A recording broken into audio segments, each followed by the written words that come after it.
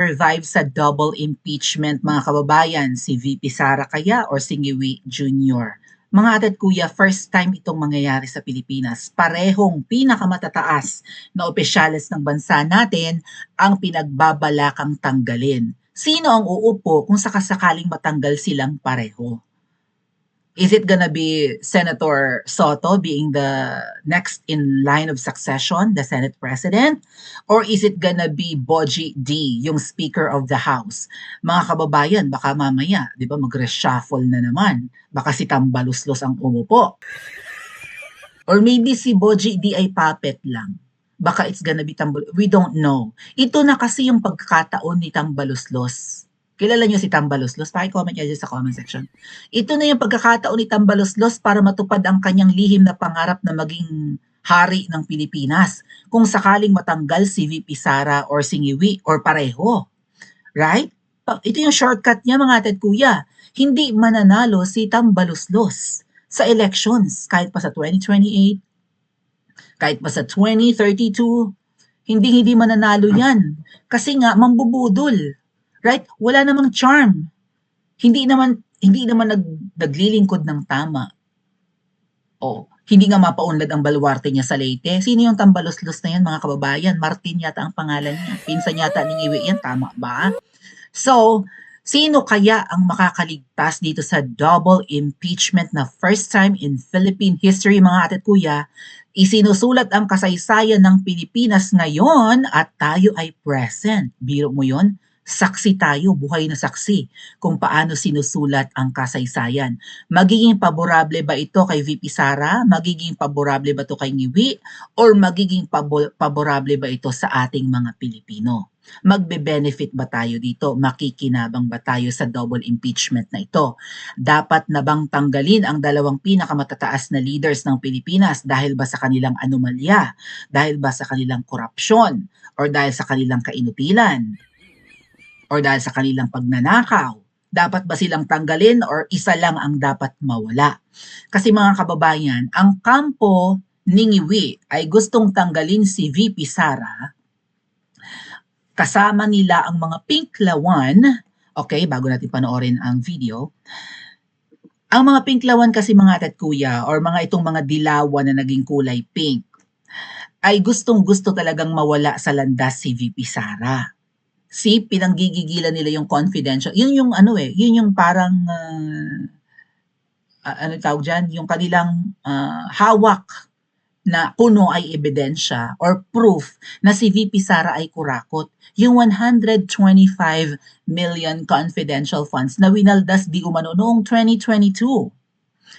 But here's the catch, mga ate at kuya. Lumipas ang 2023, lumipas ang 2024, lumipas ang 2025, hindi nila tuluyang na-impeach si VP Sara. Matter of fact, na-archive or isinantabi ang impeachment ni VP Sara, yung kahuli-hulihan. Kasi nga, unanimous ang desisyon ng Korte Suprema na walang grounds for impeachment. Walang patunay na ninakaw ni VP Sara at kinurakot ang 125 million na confidential funds niya. So, ito kayang 2026 na impeachment laban kay VP Sara. Uusad kaya ito this time? Dahil mga ate at kuya, panigurado, ako na nagsasabi sa inyo, maipa-file talaga ang impeachment at maipupush yan mula sa baluarte ng mga buhaya or House of Representatives. Bakit? Ang budget ngayong taon ay nakadesign para makurakot. Hanggat makakakurakot ang mga buhaya at hanggat inaalaw ni Ngiwi na mananakaw ang pera ng Pilipinas, magiging sunod-sunuran ang mga buhaya kay Ngiwi at sa powers that be para tanggalin ang Vice President. Hindi papayag ang pulahan, well at least yung pula na kulay ni Ngiwi or ang mga loyalista nga or ang mga supporters ng paangkan ng mga Magna, hindi papayag ang mga yan na makabalik ang mga Duterte. At kaalyado nila ngayon ang mga pinklawan na anti-Duterte talaga. Kasama na rin dyan mga ate at kuya ang mga makakaliwa na baka sila nga ang mag-file ng next impeachment na ito ni VP Sara. Magkakakampi silang lahat. Ngayon, magtagumpay kaya itong pagkuyog sa Vice President sa isang pangalawang pangulo na wala, sa tingin natin ha, na walang ginagawang anomalya at pagnanakaw at korupsyon habang siya ay nasa pwesto? Magtagumpay kaya ang pag-aalyado ng mga demonyo? Demonyo mga yan! Again, ang impeachment ay political moves, political persecution. Kung gusto mong mawala ang kalaban mo, tanggalin mo through impeachment. At hindi biro ang parusa sa impeachment. Once na nahatulan kang guilty, hindi ka na pwedeng humawak ng pwesto sa gobyerno kahit pa konsehal ng barangay. Bawal ka nang humawak kasi napatunayan kang guilty. Tanong ko sa inyo mga kababayan, sino ang kauna-unahang na-impeach sa Pilipinas? Na-quiz na natin yan. Kung matagal kayong Mawinians, kung noon pa kayo nakafollow sa inyong Principesa, alam niyo ang sagot dyan. Sino ang kaisa-isang na-impeach sa Pilipinas? O sige nga, i-comment sa comment section. Sino ang natanggal sa pwesto through impeachment? Iisa pa lang yan sa pagkakaalam ko mga kababayan. May iba pang mga in-impeach, pero ang tanong natanggal through impeachment. I-comment nyo agad sa comment section. Ngayon sa mga bagong subscribers dyan, bakit hindi pa kayo nakasubscribe? I mean, sa mga hindi pa nakasubscribe dyan. Sa mga subscribers naman, napindot nyo na yung bell icon.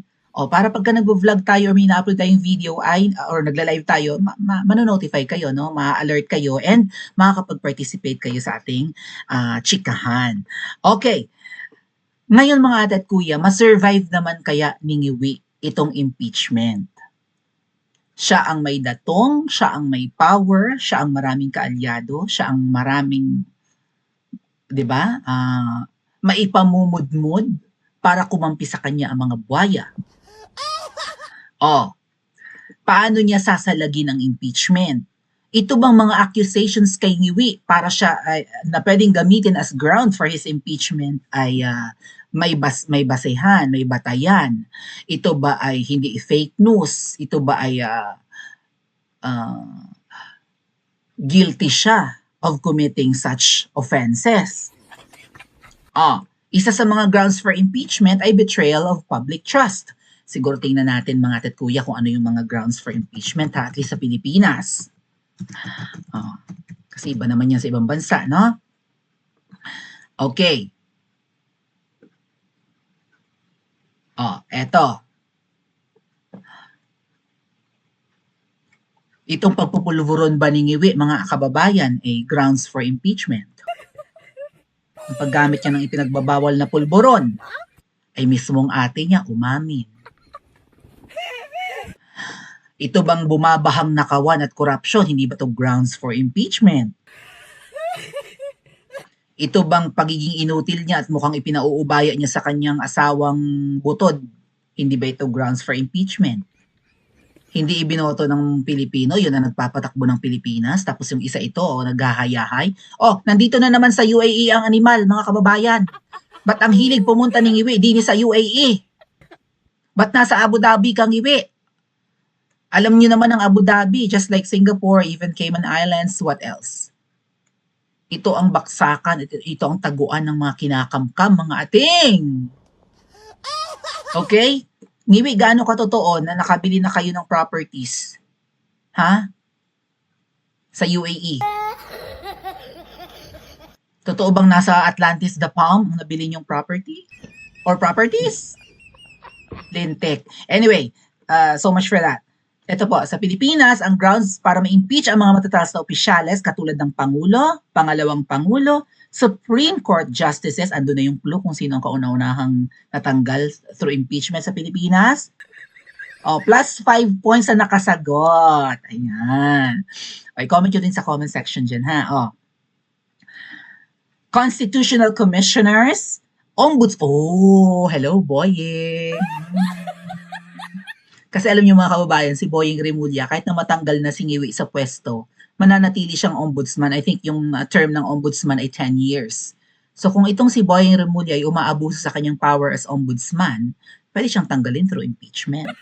Alam mo na, VP Sara ha, kung sakasakaling itulot ng nasa itaas, na hindi magtagumpay ang impeachment laban sa iyo, at ikaw ang susunod na upong pangulo. Alam na ha, alam na. Hindi to rest back. Pero hindi pwedeng ang mga nasa pwesto ay umaabuso sa kanilang power. Eh kung dapat i-impeach, i-impeach, tama? Oh, alam, Boying, ano ha? Alam niyo itong taon talaga mga kababayan, make or break ito eh.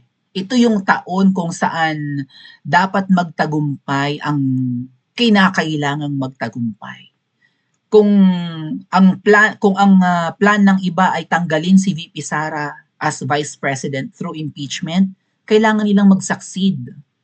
Dahil kapag umabot pa ito ng 2027 at 2028, may mga magbabaliktaran, may mga babalimbing, alam niyo na. So is kung ang taong bayan ay kikilos para tanggalin si Ngiwi, ngayong taon yan. Make or break ang taong ito. 2027. Palpak na tayo masyado. Hindi na nga tayo nag-succeed ng 2024, hindi na nga tayo nag-succeed ng 2025 eh. So pag-usapan natin mamaya yung mga malalaking rallying binabalak laban kay Ngiwi. Alam mo Ngiwi, ito ang problema mo, kakampi ni VP Sara ang taong bayan. Not necessarily DDS. Pero alam na ng lahat ng mga Pilipino na baha ang korupsyon sa pamumuno mo. Ibig sabihin, inutil ka. At hindi ka dapat magtagal sa pwesto ng isang araw pa. Or isang taon po. Bernakis. Magagalit ang lolo YouTube pag ako nagmura.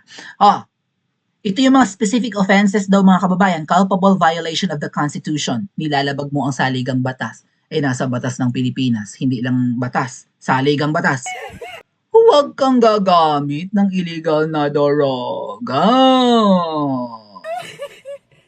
Huwag kang magnanakaw. Sino ang guilty sa dalawa? Sa dalawang ini-impeach or balak i-impeach na leaders, sino ang guilty? Yan ang tanong ko sa inyo kagad. Is it VP Sara or is it Ngiwi Jr.? Kaya nga sabi ni VP Sara siguro, good luck Ngiwi. Sabi naman ni Dayon Jr., good luck Chucky. Chucky naman eh. Pamukha daw ni Chucky si VP Sara. Masarap pa nabugi ng ngipon, di ba? What else mga kababayan? Treason. Pagtataksil. Right? Pagtatraidor sa Pilipinas. So ito yung mga treason, like pagre-rebelde, bribery, suhol, hello. Mukhang binabribe ni Ngiwi ang mga buhaya, di ba? O ano mangyayari ngayon sa ninakaw last year? Mga kababayan, trillion ang ninakaw last year, hindi millions, hindi billions, trillions. So, ano? Walang mapapanagot? Ngiwi, wala ka pang pinakukulong. Sinong kongresista pinakulong mo? Sinong senador ang pinakulong mo? Malamang kung may pakukulong kang kongresista, mga pro-Duterte yan, even mga senators, para talagang walang boboto kay VP Sara or mababawasan ang boto ni VP Sara. Kasi magbobotohan ng mga senador, di ba? Itatanggalin ba si Sara? Hindi. O tanggalin. Ay kung ang boto mo ay, naku hindi, wala namang ginagawang vice president, ay delikado ka, baka ipakulong ka ni Ngiwi. Lalo pa lahat ng mga senador, guilty rin naman yata sa korupsyon. Good luck! Kaya nga mga kababayan, dapat wala ka talagang ginagawang anomalya, right? Magaling kumalkal ang babaeng ahas. Magaling humanap ng baho. Willing manuhol, right? Para makalanghap ng baho ng mga senador, even ng mga congressman. Huwag kang gagawa ng magagamit laban sa iyo, otherwise, right? Pakulong ka. Mapaghiganti ang babaeng ahas. Buti sana kung matino ang babaeng ahas, kaya nga ahas eh. Maghahanap yan ng baho ng mga politiko hanggang sa mahawakan ka sa liig. Graft and corruption. Hindi ba guilty si Ngiwi of committing graft and corruption? Si VP Sara kaya guilty dyan? Siyempre pa, dalawa ang ini-impeach, magtatanong tayo, no? Are they both guilty of committing such other high crimes? Yan. Ano mga high crimes? Maybe, drug lord ka. O kaya naman ay pumatay ka. Right? Murder? Yung mga ganong krimen. O kaya involved ka sa human trafficking, human smuggling, and other high crimes, no? Or betrayal of public trust. Napaka-broad nga lang mga atit kuya nitong betrayal of public trust. Saan naman tayo, saan naman tayo nilinlang ng mga politikong ito. Dito siguro papasok mga kababayan ang pagiging nyodik ni Ngiwi.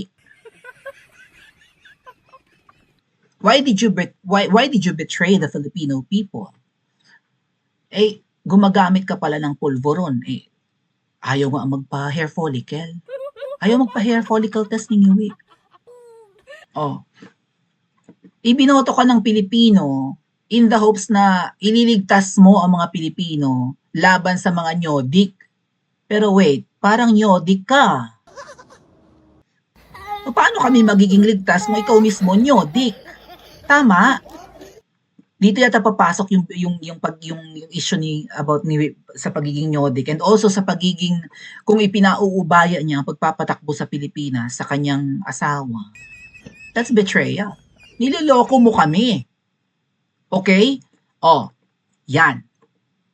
Mga kababayan, dahil nga numbers game ito, check muna natin.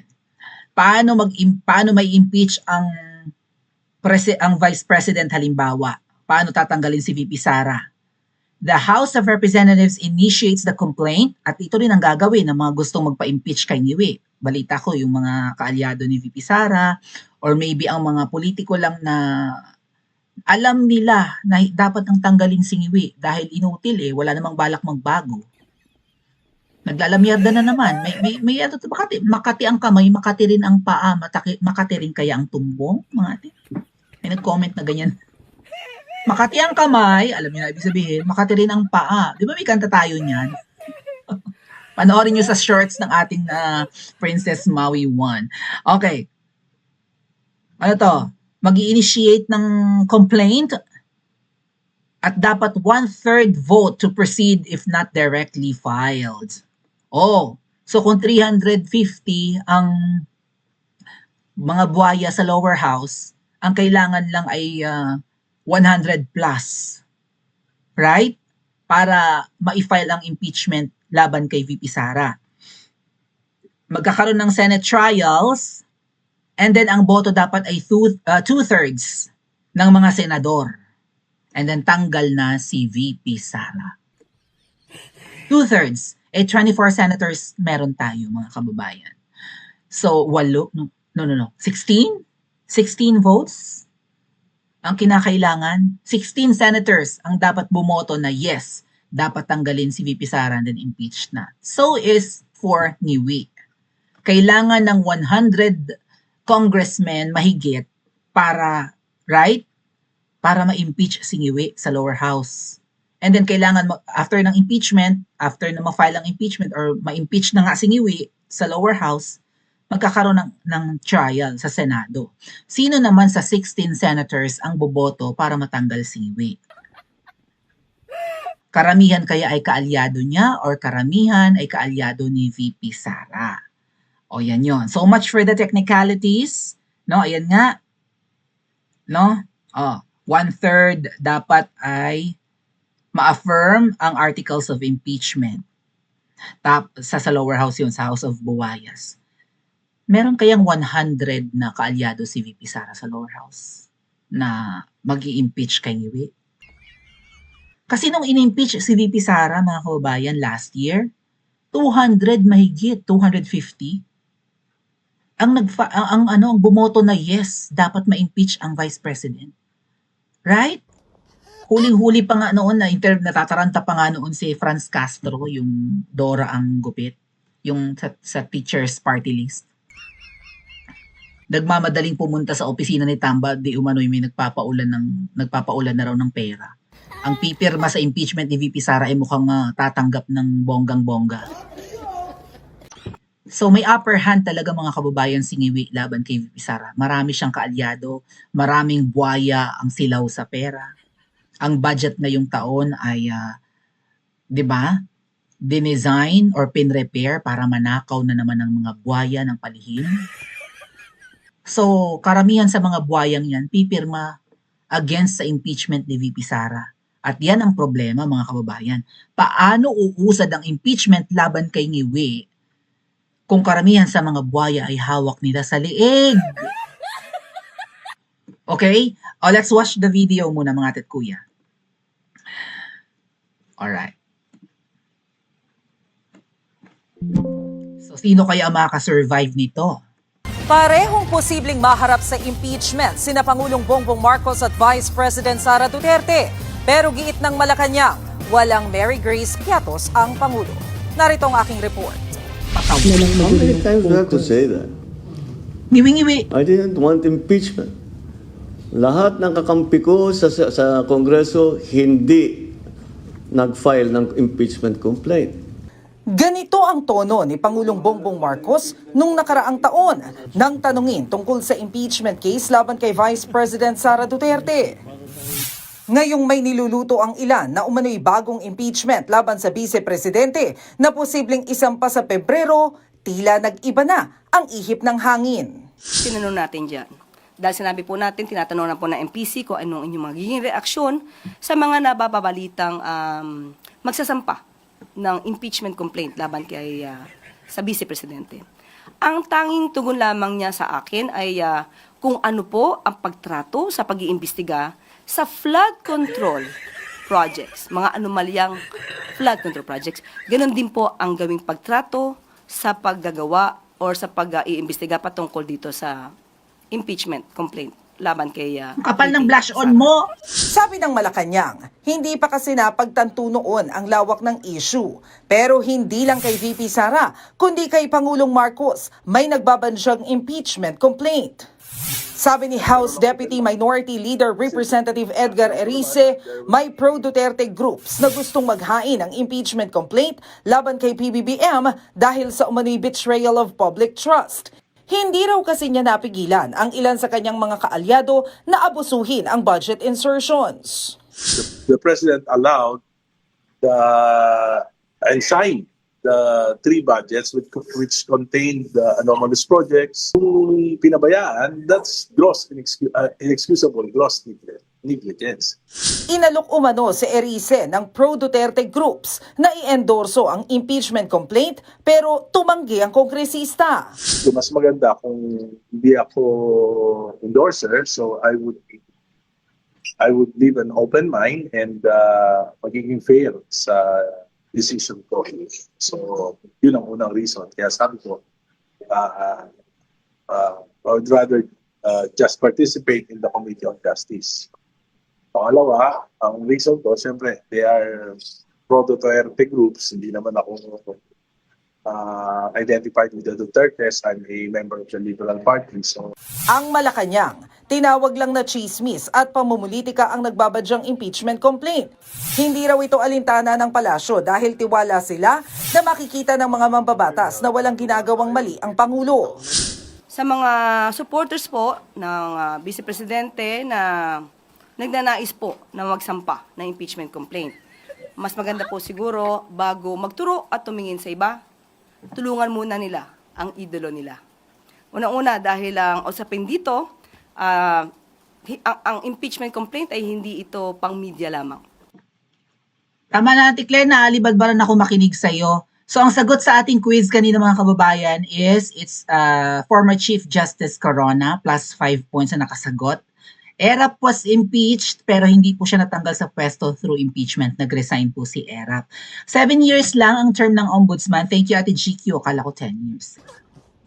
Diba? Mas bongga mag-live para may kachikahan tayo. Oh. Anyway, so sino kaya ang makasurvive dito mga ate at kuya? Uusad kaya ang impeachment? Laban kay Ngiwi. Itong anti kaya ngak-ngak na ngak-ngak. Lalibad ba rin ako makinig?